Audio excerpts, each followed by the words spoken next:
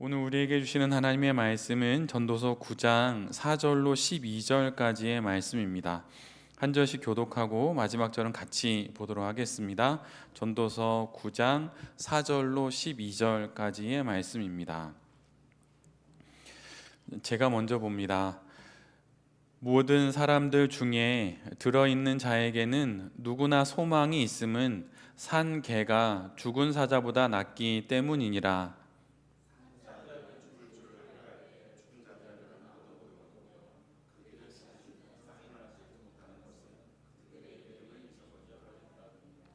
그들의 사랑과 미움과 시기도 없어진 지 오래이니 해 아래에서 행하는 모든 일들 중에서 그들에게 돌아갈 몫은 영원히 없느니라.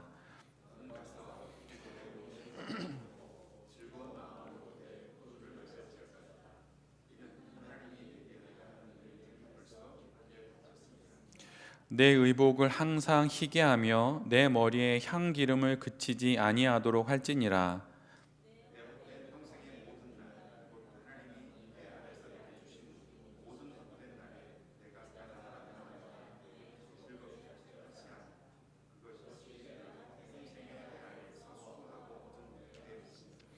내 손이 이를 얻는 대로 힘을 다하여 할지어다. 내가 장차 들어갈 소홀에는 일도 없고 계획도 없고 지식도 없고 지혜도 없음이니라.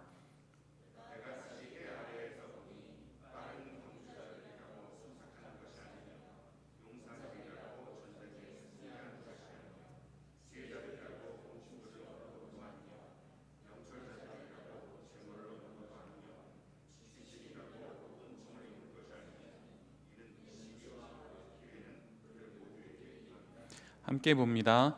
분명히 사람은 자기의 시기도 알지 못하나니 물고기들이 재난의 그물에 걸리고 새들이 올무에 걸림같이 인생들도 재앙의 날이 그들에게 호련히 임하면 거기에 걸리느니라. 아멘.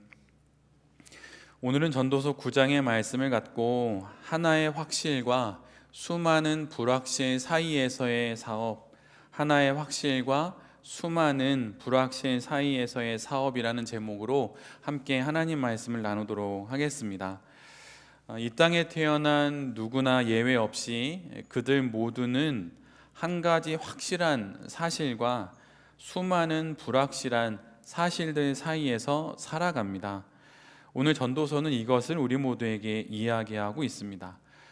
예외 없이 모든 이들이 맞이하는 한 가지 확실한 사실은 바로 죽음입니다. 전도서 9장은 이 사실을 이렇게 표현하고 있습니다. 모든 사람의 결국은 일반이라. 그가 의인이든 악인이든 깨끗한 삶을 살았든 아니든 그들 모두는 죽습니다. 이효령 교수님의 이미 고인이 되신 이효령 교수님의 이야기처럼 젊은이는 늙고 또 늙게 된 그 늙은이는 죽는다는 그 말과 같이 이 땅에 태어난 모든 이들은 공평하게도 죽음이라는 확실한 한 가지 사실 앞에 놓여집니다. 여러분은 죽음을 자주 묵상하시나요? 사실은 믿음의 선인들은 많은 그리스도인들에게 늘 언제나 죽음을 가까이 묵상할 것을 늘 권면했습니다. 그리고 특별히 목회자로 살아가는 저의 인생에 있어서도 죽음은 저에겐 항상 첫 번째나 두 번째의 묵상의 내용이었어요. 왜냐하면 그것은 예외 없이 모든 이들이 맞이하게 되는 한 가지 확실한 사실이기 때문입니다. 그래서 모든 사람의 결국이 일반이고 똑같다는 것이죠. 오늘 본문 우리가 함께 읽지는 않았지만 전도서 9장 1절로 3절까지의 말씀을 보면 확실한 하나의 사실, 죽음을 명확하게 이야기한 이후에 11절로 12절에서는 불확실한 여러 사실들을 이야기합니다.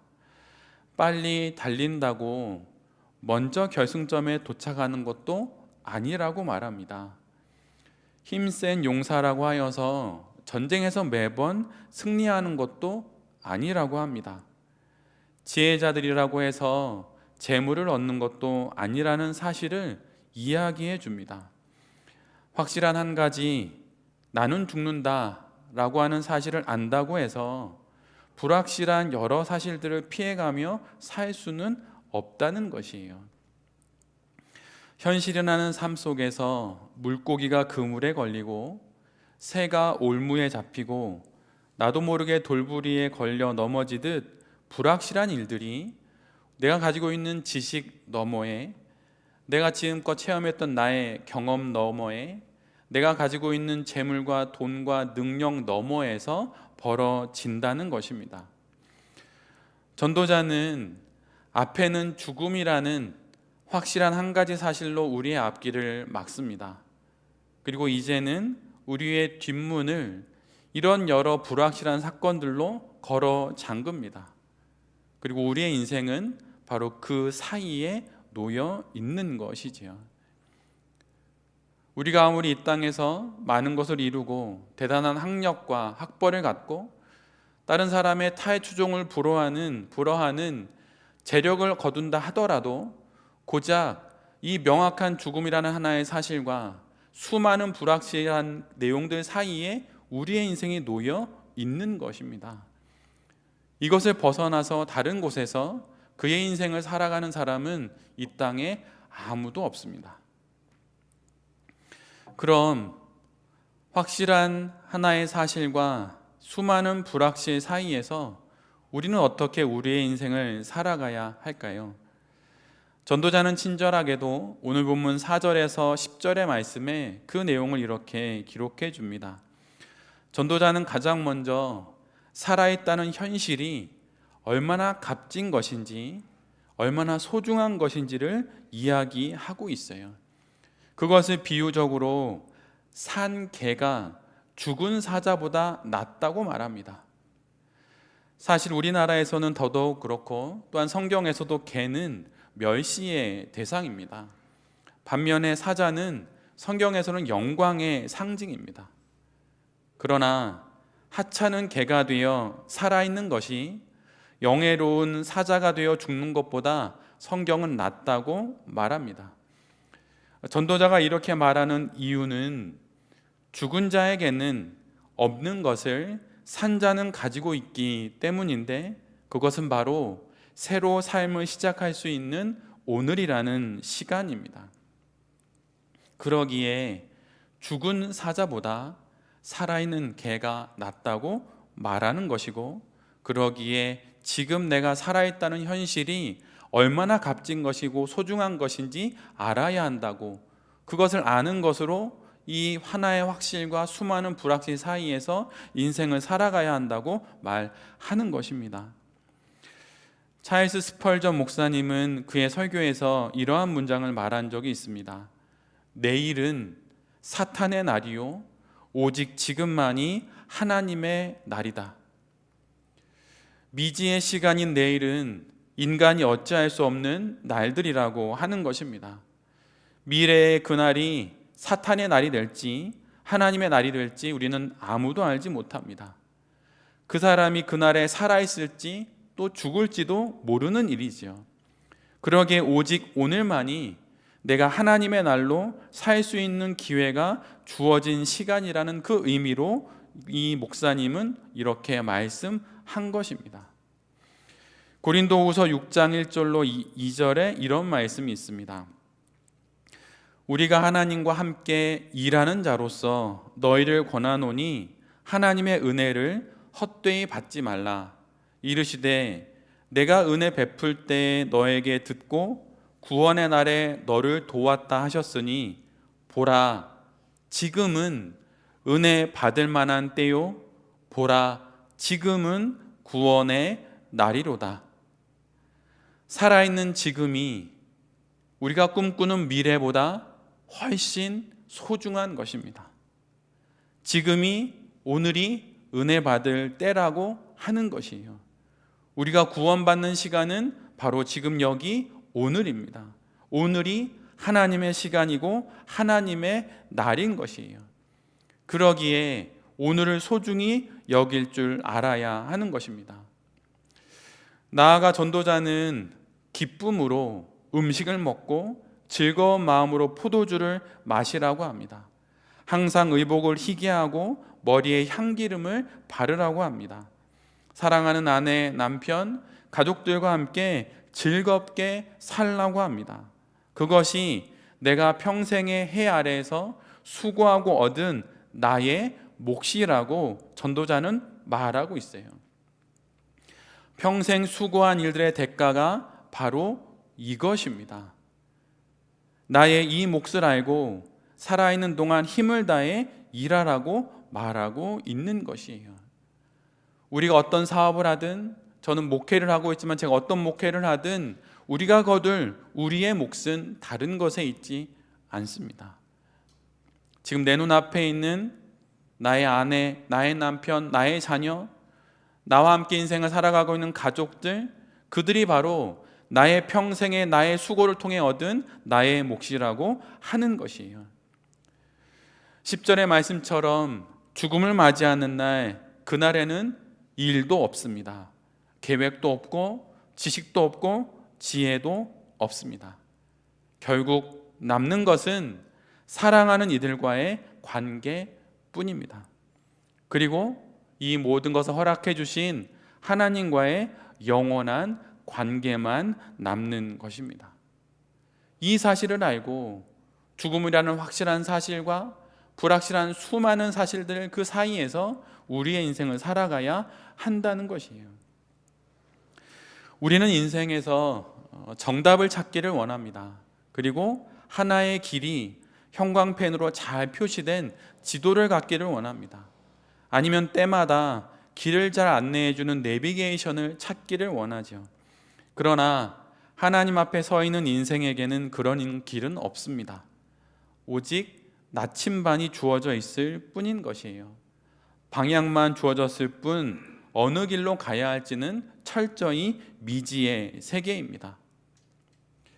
사람들은 모두 알고 싶고 전부 알기를 원하지만 그런 일은 없습니다.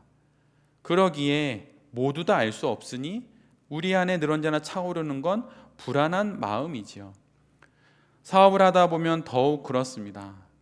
그러나 정작 우리가 염려해야 하는 것은 다른 것에 있습니다.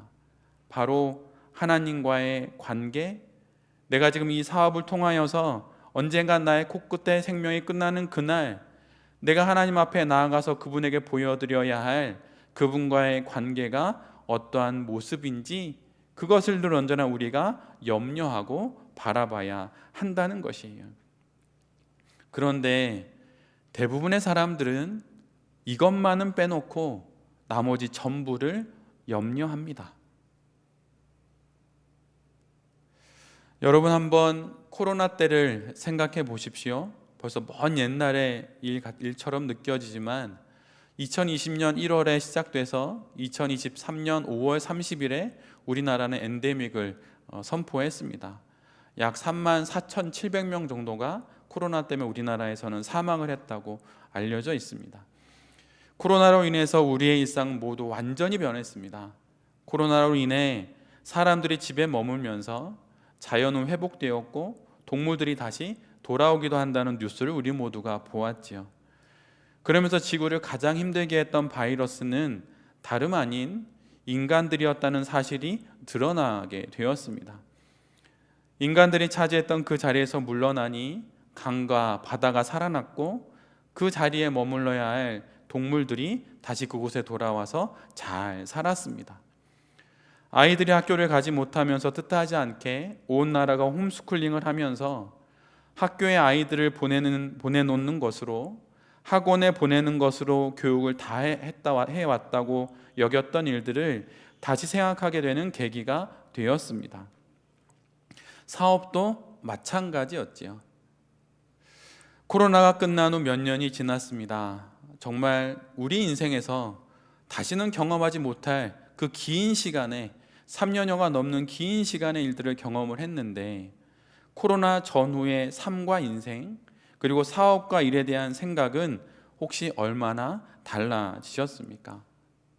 혹 다시 제자리로 돌아온 것은 아니십니까? 어떠신가요? 오스왈드 챔버스가 쓴 글 중에 일에 관해서 그가 쓴 내용 중에 이런 글이 있습니다. 제가 읽어드릴 테니 한번 잘 들어보십시오. 우리가 일 때문에 쓰러지는 이유는 일이 우리를 위해 있지 않고 우리가 일을 위해 있기 때문이다. 하나님께서 인간이 행하는 모든 일들을 보실 때 가장 중요하게 여기시는 것은 그 사람이 무슨 일을 하느냐가 아니라 그 일을 하는 사람이 어떤 사람이냐는 것이다. 모든 사건 가운데서 우리가 무엇을 성취하느냐가 아니라 어떤 사람이 되느냐 하는 것이 가장 중요한 것이다. 만일 당신이 성취를 궁극적인 목적으로 삼는다면 죽음이나 병이나 어떤 실패로 인해 비참을 겪을 때 당신의 심령은 철저하게 무너지게 될 것이다.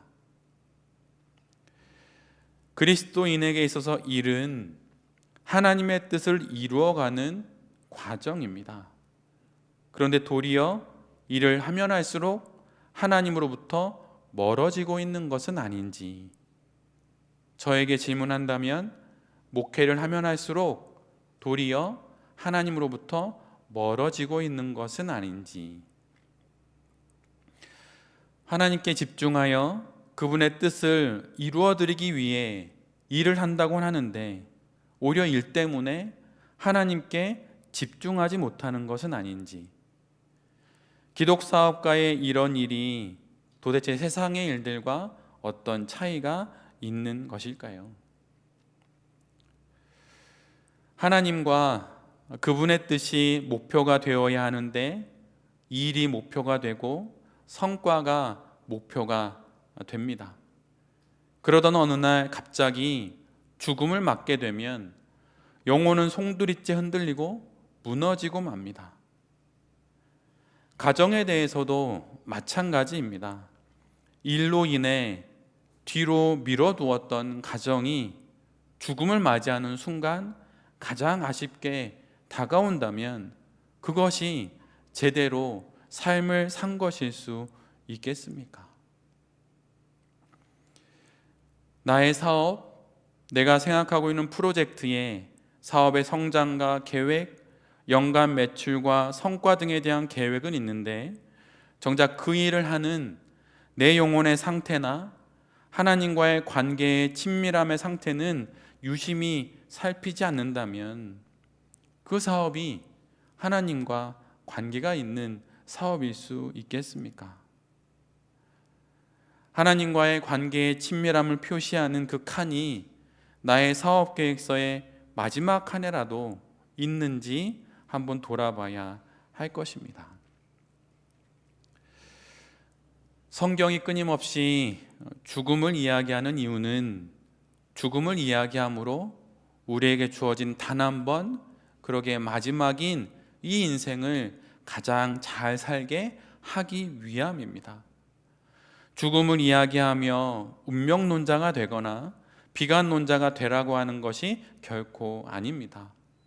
죽음, 그 누구도 결국 피할 수 없는 이 확실한 단 한 가지 사실을 직시함으로 하나님과의 관계 속에서 유일하게 살아갈 수 있는 단 한 번의 기회인 이 인생을 잘 살아내고 일할 수 있도록 그 지혜를 가지라고 전도자가 끊임없이 우리를 죽음 앞에 세우는 것입니다. 아무리 불확실한 것들을 확실하게 만들어도 결국 그 모든 것들은 확실한 한 가지, 즉 죽음 앞에 가로막히게 됩니다. 지금 우리 모두는 사업가이거나 목회자입니다. 그러나 우리는 사업가가 아니고 목회자가 아니고 단 한 명의 사람으로 이 인생을 마무리하게 됩니다. 여러분, 이 사실을 잊지 마십시오. 여러분이 어떤 직함과 어떤 자리와 지위에 있든 여러분 그것으로 여러분의 생의 마지막 순간을 맞이하지 않습니다. 사실 인생을 살아가는 데 있어서 가장 중요한 것 중에 하나는 지금 내가 인생의 사계절 중 어디쯤 지나고 있는지를 잘 분별하는 것입니다. 봄에 씨앗을 뿌려야 할 그 인생이 겨울에 씨앗을 뿌린다면 그것은 아무런 의미가 없습니다. 땀 흘려 애써야 할 여름은 지나고 낙엽이 떨어지는 가을에 아무리 밭에 나가 애써 본다 한들 아무런 의미가 없습니다. 우리 모두는 서로 이 땅의 육신의 나이로 다 다른 계절을 살고 있습니다. 여러분 어디쯤 어느 계절쯤 있다고 생각하십니까? 아직 열심히 일해야 되는 여름이라고 생각하십니까? 여러분 아닐 수 있어요. 인생의 사계절, 내가 어디쯤 속해 있는지 잘 분별할 줄 알아야 합니다. 그럴 때 아름답게 은퇴할 수도 있는 것이고 하나님 앞에 아름다운 마지막 계절인 겨울을 보낼 수도 있는 것입니다. 저는 가끔 세상에서 돌아가는 일들을 보면서 여러 황당한 생각을 해보게 되는데 제일 황당한 것은 100세 시대라고 말하면서 100세의 보험을 파는 그 보험회사의 회장은 100세 이전에 죽었다는 것이에요. 세상은 이렇게 허망한 것입니다. 성도는 밝은 눈에 그 영혼의 눈을 갖고 밝은 영안으로 세상을 분별하는 것이에요. 근데 여러분 그게 참 쉽지 않습니다. 제가 많은 성도님들을 만나보지만 살아온 대로 그의 가을과 겨울 계절을 사는 분들을 많이 봅니다. 여러분 우리는 여름에 있지 않아요. 여름에 계신 분도 물론 있지만 다 그런 건 아니에요. 나의 인생의 계절이 어디쯤인지를 분별하면서 내 곁에 있는 그 자녀들과 함께 많은 시간을 보내는 게 여러분 귀한 겁니다. 나의 부모님과 함께 많은 시간을 보내는 게 오늘 성경이 말하는 내 몫의 가장 귀한 하나님의 선물인 것이에요. 여러분 그것을 놓치면 안 됩니다. 그러면 마지막 우리의 코끝의 호흡이 끝나는 그 침상에서 여러분 많이 슬퍼할 수 있어요. 여러분 그런 헛된 인생 살아가지 마십시오. C.S. 루이스가 이런 말씀에 이야기를 했습니다. 잘 들어보세요. 자연적인 사랑이 신이 되도록 용인하면 그것은 사랑으로 남지 않습니다. 그런 사랑은 여전히 사랑이라고 불리겠지만 사실 복합적인 형태의 증오가 될 수 있습니다. 이 말의 의미는 무엇이냐면 창조 세계에서 인간은 자신이 숭배하지 않는 것만 참으로 즐길 수 있다는 것이에요.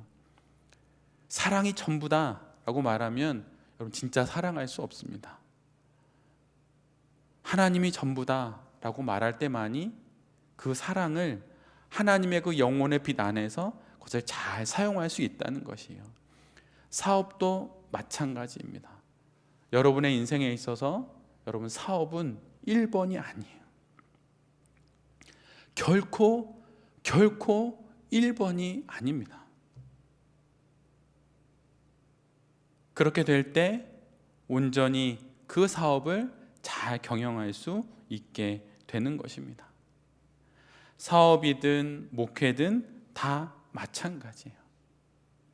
하나님 앞에서 죽음이라는 그 현실, 그 확실한 사실 앞에서 영원한 세계를 바라보고 그 영원의 빛 안에서 우리의 현실을 바라보면서 오늘이라는 시간 속에 내 곁에 주어진 모든 조건들을 참으로 귀하게 여기면서 사업을 어떤 식으로 경영해야 하는지 영혼의 눈으로 바라보며 잘 경영하는 우리 모두가 될 수 있기를 간절히 바랍니다. 죽음이라는 단 하나의 확실한 사실과 인생 속의 수많은 불확실 사이에서 궁극적인 목적인 하나님과의 관계 그리고 가족과의 관계를 따뜻한 눈으로 잘 살피면서 오늘도 하나님 앞에서 성실하고 신실하게 일함으로 말미암아 우리의 생이 끝나는 그날에 하나님 앞에서 정말 아름다운 인생을 살아왔다고 그렇게 고백하며 영원한 나라에 이르게 되는 우리 모두가 될 수 있기를 간절히 기도드립니다. 아멘.